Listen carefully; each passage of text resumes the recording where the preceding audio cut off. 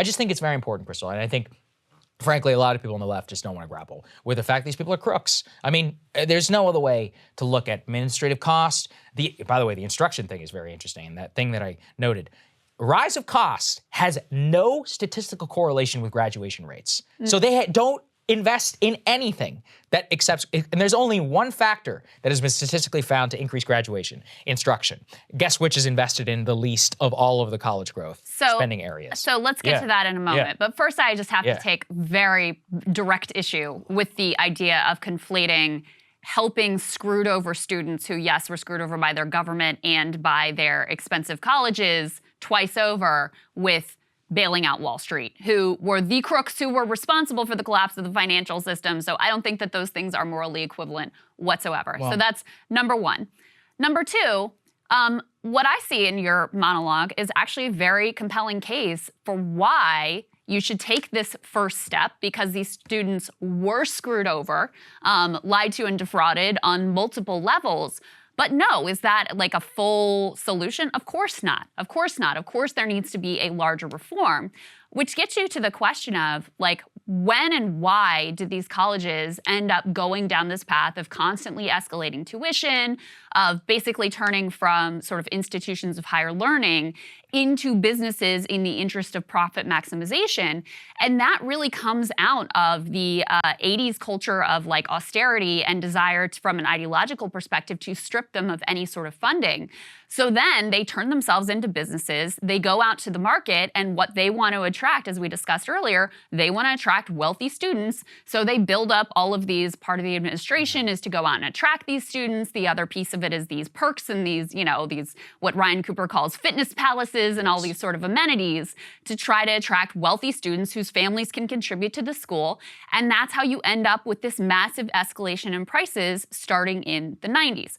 I also think it's worth noting that, you know, while there's a lot of upset about this $10,000 or $20,000 of, you know, sort of limited targeted student debt relief, we give a massive subsidy right now to wealthy parents through the 529 savings plans. Oh, yes, I know. $37 billion of federal money for people who have the money to be able to sock it away, tax advantage, tax free, year after year after year.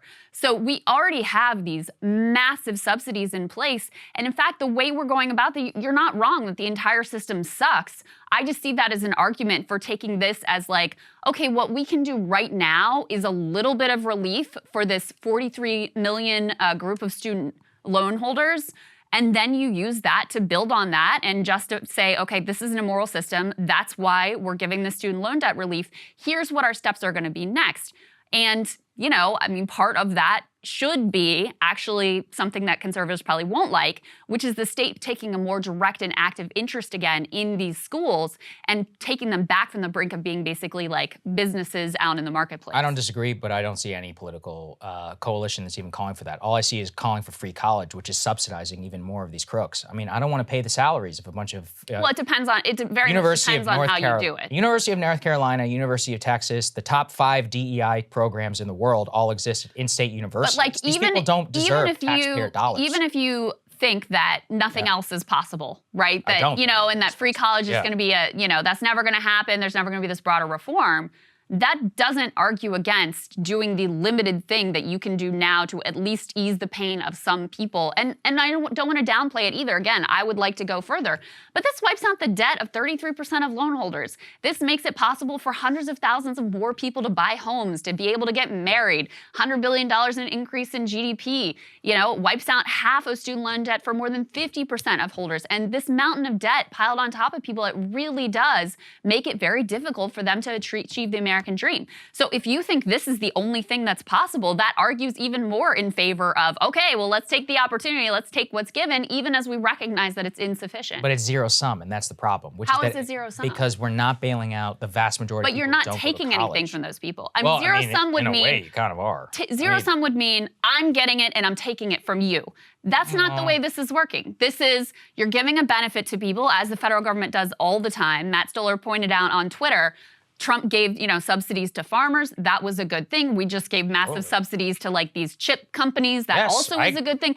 People get individual benefits that not everybody benefits from all the time in society. This is a group that's been screwed over, that is having their entire life trajectory constrained by these mountains of debt. So if this is the only thing we can do, that's better than doing nothing. But why should the people who are currently in the system be relegated to, frankly, a worse economy and just the similar amount of debt? How is it a worse economy? Well, I mean, the current economy that they're going into, if you're Gen Z, I would posit you're probably graduating, not worse economy because of this decision, worse economy. But that just argues for doing it again. I mean, that argues for going further. That these are all just bailouts of the college system. If we're going to continue canceling debt, then these crooks are just going to continue to increase price, which is happening. But that's happening anyway. I mean, that's the thing is like, yes. Well, that's the problem. I don't disagree with you that a lot more needs to be done. Yeah. But that to me doesn't argue against doing the thing that is at our disposal right now. I mean, sometimes the answer is simple. People are loaded up with debt.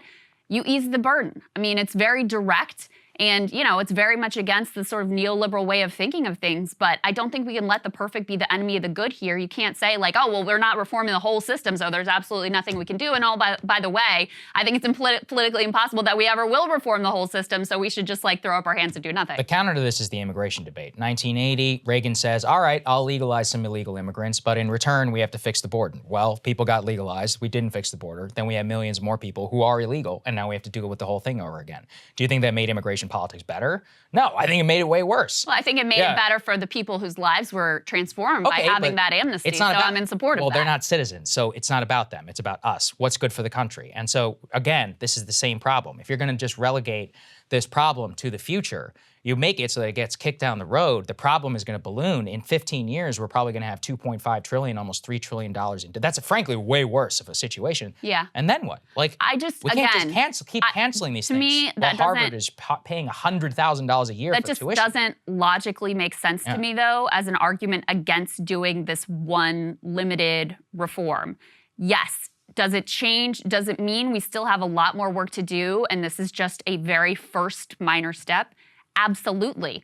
But I also think it helps make it more likely that you take those steps.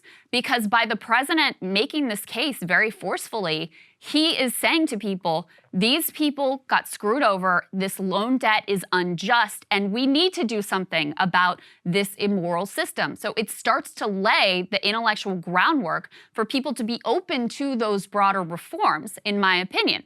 But even if you, say, okay, well, this isn't going to lead down to that place, it's just going to be this one-off thing, I still think it's better than doing nothing. It's possible. Unfortunately, I think the predominant views of Elizabeth Warren and Bernie is to make the people free, and I know for a fact they would never agree with my analysis about DEI or about ballooning administrative costs, and they would frankly just pay for it, which I think is ludicrous, and I would absolutely be against that. So until I hear something about slashing costs at these palaces, fitness people, then no. I mean, a free college is not the solution to any. Frankly, most people should not go to college who are even going to college right now. Some 15% of the people who even graduate from these universities find no wage premium. They find no real social benefit to it. The case really was always that college is mostly a luxury good. It should be accessible to everyone for class status. However, we should be able to get there in varying degrees like we did in the 1970s. Everyone should be able to go to college. If they want go to two-year community college, go to a trade school. That should be open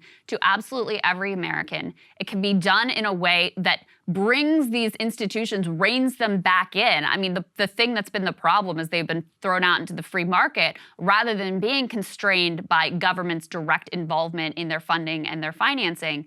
That's where we need to go next. I agree with you 100%, but I think taking what we can, what's on the table right now, and easing the burden for 43 million people, yeah, I'll take that deal. We'll see how it plays out. Cable news is ripping us apart, dividing the country, making it impossible to function as a society, and making it impossible to know just what is true and what is false. But the good news is they are failing and they know it. That is why we're building something new, a new mainstream, a healthier one, something more trustworthy, something that we are going to need in one of the most pivotal times in American history. We are building up here for the midterms, for the upcoming presidential election, but we need your help. So if you can help us out by becoming a premium member today at breakingpoints.com, we're trying to change America for the better and the entire world. So what are you waiting for, guys? Go to breakingpoints.com and sign up and help us build a new mainstream.